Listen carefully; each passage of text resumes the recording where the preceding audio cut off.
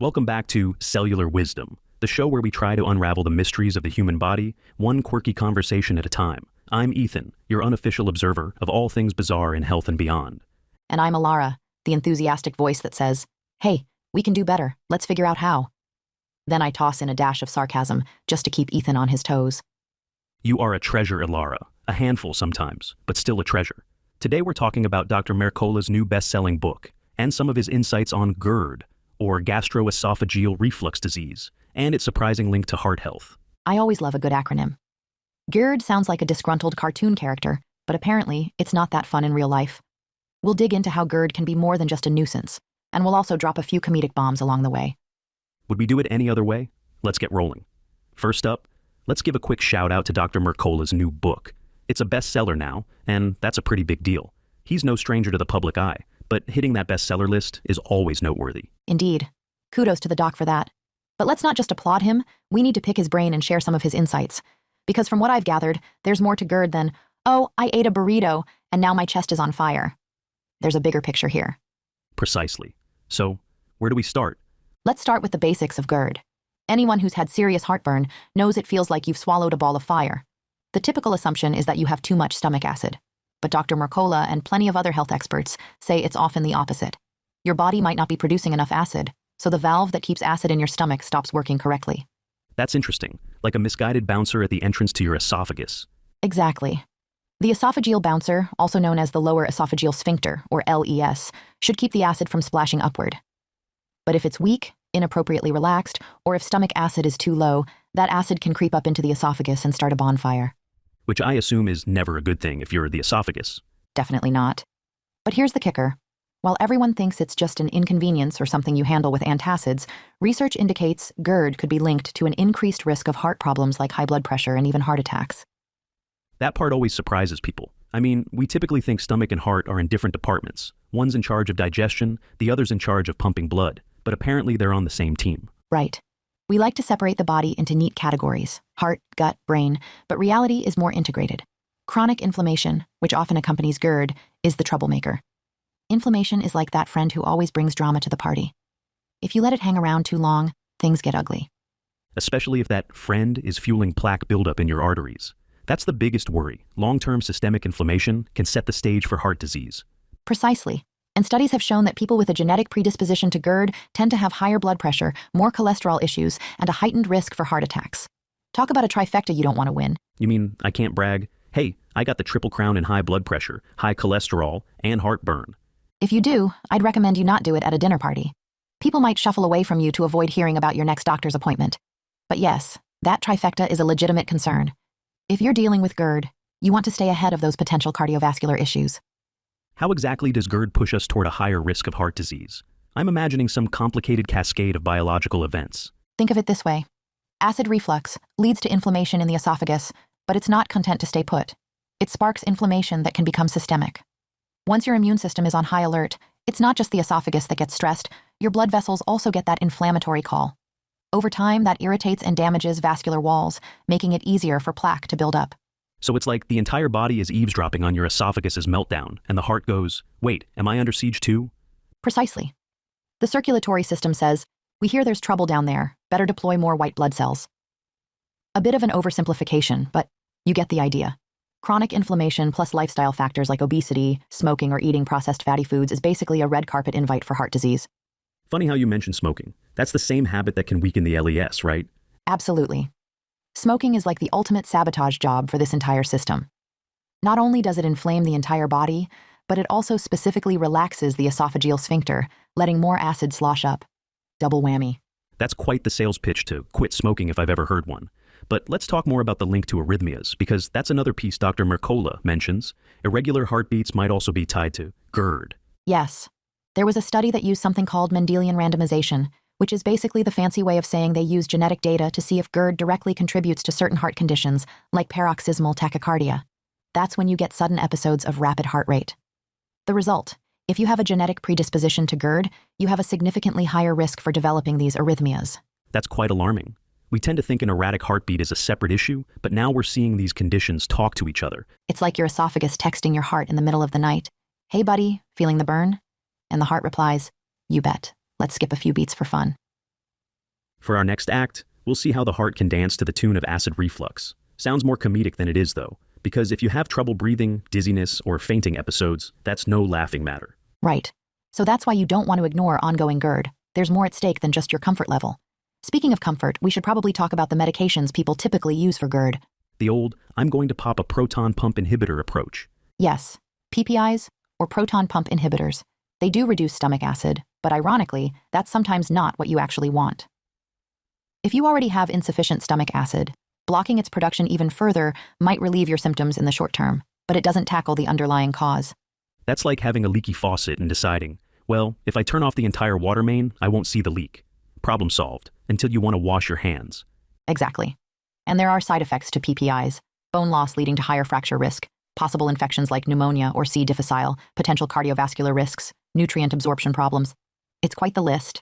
So it's not just about killing acid. Sometimes you need that acid. If we rob the body of stomach acid, we're messing with protein digestion, nutrient absorption, and gut flora balance. Yes, the delicate art of not messing up your gut. Also, there's the rebound effect once you stop PPIs. Your system tries to recalibrate, and you might end up with more acid than you had before, at least temporarily. So basically, once you start PPIs, your body might become a little too attached, and quitting them is like trying to break up with a clingy ex. You read my mind. It's exactly like that. Tolerance, dependence, it's a big headache or maybe a big heartburn to get off these medications if you've been on them for a while.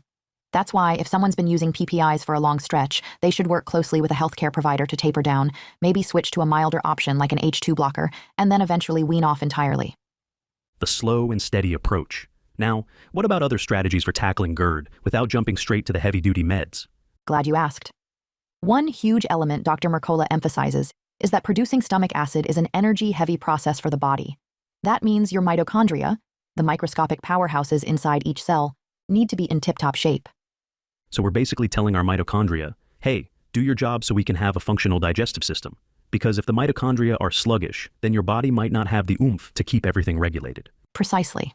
Optimizing mitochondrial function can involve healthy dietary fats, moderate protein, avoiding too much sugar, and all those usual suspects. Another angle is to ensure you're getting enough raw ingredients like chloride, which you can find in good quality salt, as well as in foods like tomatoes, celery, and olives. Chloride is used by the body to produce hydrochloric acid. So maybe an extra bite of celery is the unsung hero in the war against GERD. Could be. And there's also hydrogen-rich foods. Fresh fruits and veggies, so basically an overall healthy diet, support better metabolism and better acid production. Then you have things like sauerkraut or cabbage juice, which can stimulate stomach acid. Zinc is a biggie too. Without enough zinc, your stomach acid could be subpar. Foods like oysters, lobster, beef, and raw yogurt can give you that zinc boost. So we're basically building a grocery list right now. Oysters for appetizers, maybe toss some lobster onto a fancy dinner plate, and chase it all with a side of sauerkraut. Would that be the dream meal for optimal stomach acid? Possibly. Though I'd recommend skipping dessert if it's loaded with sugar. That might sabotage your best efforts. Anyway, you can also consider bitters, those herbal concoctions that stimulate digestive secretions. Or a betaine HCl supplement for those with genuinely low stomach acid. That can be a game changer, but you'd want to test it out carefully. Right? You don't want to go from a deficiency to, I'm breathing fire like a dragon. Moderation is key. Exactly. And for a milder approach, some folks swear by a tablespoon of raw apple cider vinegar in water before meals. It's a small nudge for the body to step up its acid production. That's a far cry from taking powerful acid blockers. I'm all for that. So it sounds like we have a decent roadmap here. Focus on overall health, keep your mitochondria happy, feed your body the building blocks it needs, and maybe incorporate gentle strategies like apple cider vinegar. All the while, keep an eye out for any triggers: fried foods, spicy foods, caffeine, and alcohol. You nailed it. Speaking of triggers, stress is a big factor too. Stress can cause tension, and tension can worsen GERD. Relaxation techniques, a bit of yoga, maybe some meditation, it's all part of the puzzle. So no doom scrolling at midnight while chugging coffee. Not if you value a calm digestive system, no. Also, if you're a smoker, you might want to reconsider for a whole host of reasons. And for those who like their alcohol, moderation is definitely helpful in taming GERD. We're painting a picture that's probably not all that shocking. A healthy lifestyle can keep your gut happier, which in turn keeps your heart healthier. But it's important to see how these organs aren't operating in isolation. It's a domino effect. Exactly. And that's where Dr. Mercola's new book comes in. From what I gather, he delves into the interconnections among cells, organs, and bodily systems. The better we understand that synergy, the easier it is to make changes that have ripple effects throughout the entire body. And that's the gist of cellular wisdom, right? The body's natural intelligence at the cellular level influences everything from acid production to immune responses and so on. Bingo. The older I get, the more I realize the body is one continuous conversation going on 24/7 among trillions of cells. If we can figure out how to direct that conversation politely, we feel better. Now, I know Dr. Mercola also mentioned a little something about astaxanthin. That's an antioxidant known for giving salmon its pinkish color. Apparently, it may help reduce reflux symptoms in certain cases. Yes, that's right. There was a small study suggesting 40 millimoles of astaxanthin a day can help, especially in folks who have significant H. pylori infection going on. Antioxidants can quell inflammation and possibly help restore a more balanced environment in the stomach. Another puzzle piece to consider.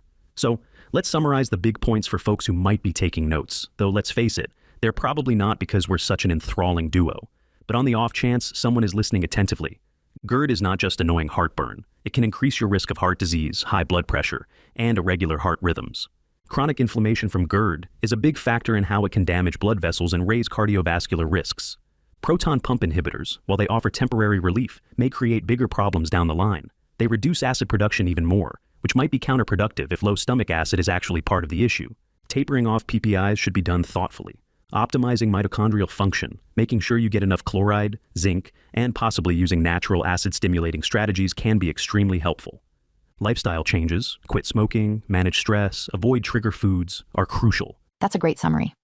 Also, remember that we're highlighting how the gut and the heart are dancing partners in this big health tango. One stumbles, the other could trip. Too often we treat the heart separately from the gut, but they're quite the dynamic duo. I like that analogy. So, Alara, if we were to have a comedic cautionary tale about ignoring GERD, how would it go? Picture a well-meaning person who says, "It's just acid reflux, I'll be fine." They eat a massive spicy chili pizza at midnight, chase it with a strong coffee, and settle down for a stressful binge-watching session on the couch, with a cigarette as a nightcap. The next morning, they wake up with a flaming chest, pounding heart, and a blood pressure reading that practically breaks the cuff. Then they say, "Gosh, maybe I should look into my diet." That's comedic, but not unrealistic. So many people ignore the red flags until something big happens, and then they realize they might need a shift in their lifestyle choices. Exactly. We want to get the message out there that it's all connected. GERD is a red flag telling you something's amiss in your digestive system, and possibly your overall health. So let's also mention Dr. Mercola's book again. People can grab it, read about all these connections, glean some practical tips, and maybe walk away with a better sense of how to maintain what we're calling cellular wisdom. Right. And it's now a bestseller, so presumably a lot of folks are tuning in to these insights. The more awareness, the better, I say. Indeed. I like that we're not just talking gloom and doom here, we're also giving some potential solutions. If you suspect low stomach acid, try betaine HCl or a spoonful of raw apple cider vinegar. If you're feeling short on minerals, incorporate foods that deliver those nutrients. If you're leaning on PPIs, wean off carefully. And of course, watch what you eat, how you eat, and when you eat. I can't resist also mentioning that chewing food thoroughly helps. A lot of people practically inhale their meals. That only adds to digestive woes. That's a great point. Slow down, chew well, and maybe your esophagus won't panic and call the acid up for a fireworks show. Exactly. There's a natural harmony in the body. Sometimes we just need to stop throwing it off with these modern habits. That's a big theme in all of Dr. Mercola's work, living in a way that respects the body's design. That is wise. Cellular wisdom, indeed. Let's shift gears slightly. I want to ask you about the mental side of things, because stress can exacerbate GERD, right? For sure. When you're stressed, cortisol levels climb, digestion can slow or get erratic, and the LES might not close properly. People often talk about feeling a knot in their stomach or chest tightness. It's no coincidence that high stress correlates with more digestive disturbances.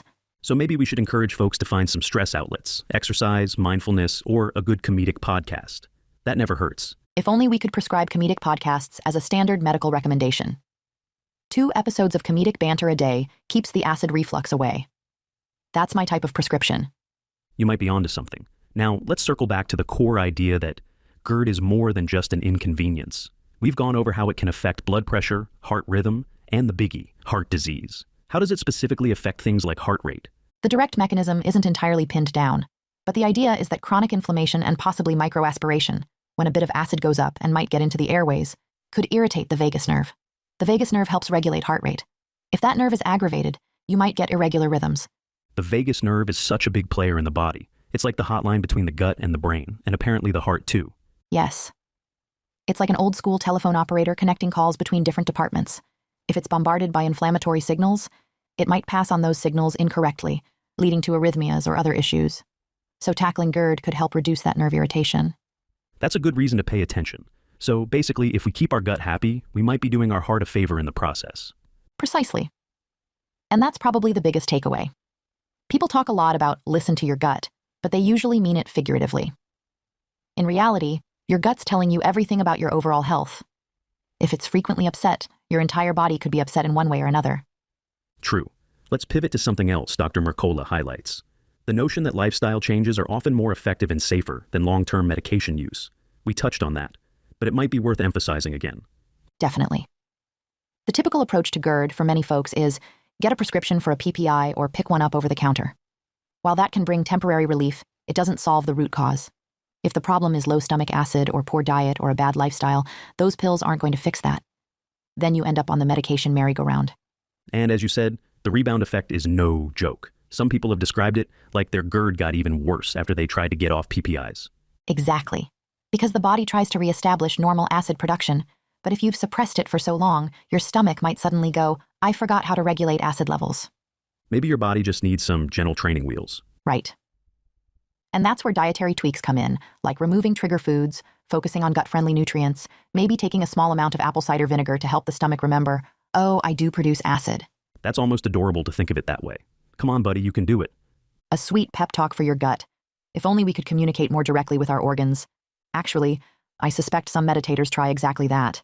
They probably do. Now, you mentioned obesity as a major contributing factor to GERD. How does that tie in with the heart disease risk? Excess weight puts pressure on the abdomen, which in turn can push stomach acid upward. That's more mechanical.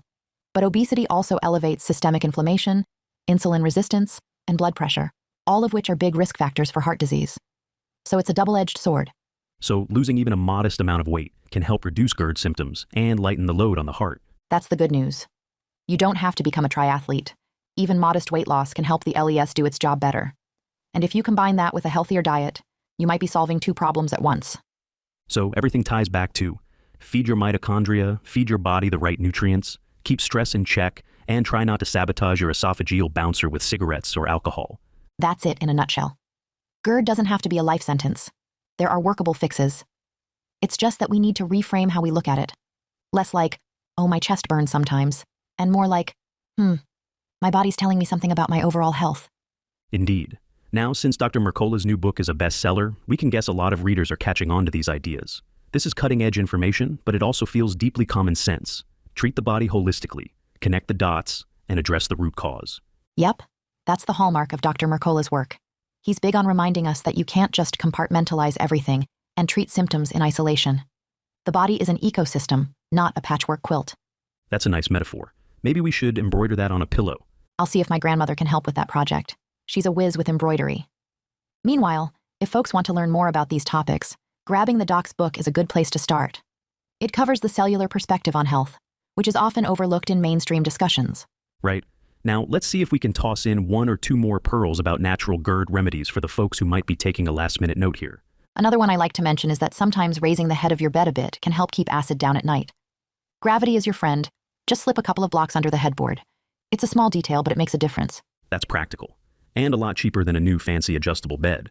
Also, finishing your evening meal a couple hours before bedtime helps. Absolutely. One of the easiest ways to irritate your esophagus is to eat a huge meal and then lie down immediately. Oh, you needed time for digestion? Sorry, I'm off to dreamland, says the person who gets woken up by searing pain at 2 a.m. Right. Let's not do that. Give your body time to do what it needs to do upright. Then, if you do experience reflux, you might want to look into ginger tea or chamomile tea. Gentle stuff that soothes the digestive tract. Let me guess, no triple shot espresso at 11 p.m.? Probably not, unless you're trying to challenge your stomach to a cage match, which I don't recommend, especially if you care about your sleep. There's so much about GERD that's about common sense daily habits, but we all slip up sometimes. True. I think the overarching message is, don't ignore GERD. It's not just about you feeling that burn. It can be a sign of deeper issues, including heart health concerns. Exactly. And in the big scheme of things, if your body's warning you that something's out of balance, ignoring it can lead to bigger problems down the road. So, we thank Dr. Mercola for shedding light on that link. We also congratulate him on his best-selling book. That's an accomplishment in and of itself. Indeed. But more importantly, we appreciate the insight that helps us be healthier. And if you're listening and thinking, I just might have acid reflux more often than normal, maybe look at your daily habits. Check out ways to support your stomach acid rather than just annihilating it, and see how that might improve not just your gut, but your heart health too. Cellular wisdom to the rescue once again. I love that phrase. It implies our cells are inherently brilliant, and it's up to us to keep them from panicking. Right. If we provide the right conditions, those cells are quite good at making us feel fantastic. If we mess around too much, lack of sleep, poor diet, chronic stress, cigarettes, then they wave the white flag. Let's also mention that if you're in the habit of eating on the run, swallowing your food whole, and fueling up with carbonated drinks, you might want to slow down, breathe, chew, and swap that cola for water. If that's the only takeaway from this entire chat, it might already save some people a world of heartburn. Now, I'm curious, Alara, have you seen changes in folks who implement these GERD-friendly strategies? Absolutely.